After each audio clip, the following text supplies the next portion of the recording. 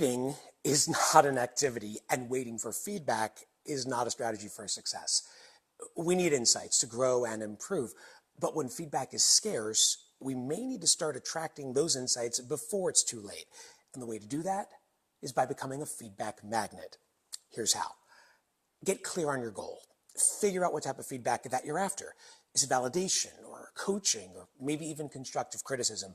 But without a clear feedback goal, we don't have a clear feedback target, and we can't expect people to give us feedback about all that important stuff if we haven't determined for ourselves what's actually important.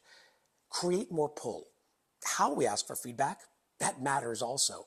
There's a good chance that people are holding out on feedback because of the fallout.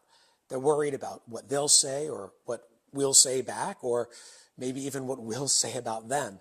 But if we make a clear feedback request and give people permission to share that feedback, they'll perceive the feedback as low risk and may be more willing to share feedback with us. So make it possible.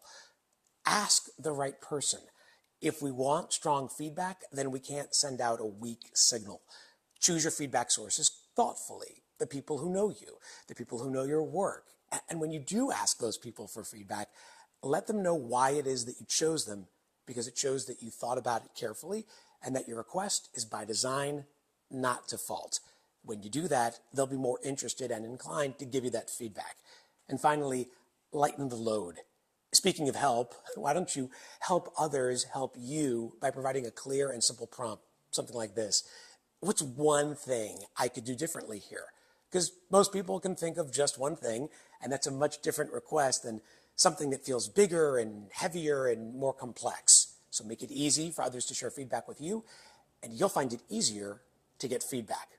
Look, if feedback is too important to leave to chance or someone else's choice, try becoming a feedback magnet, and you might just be surprised by what you attract.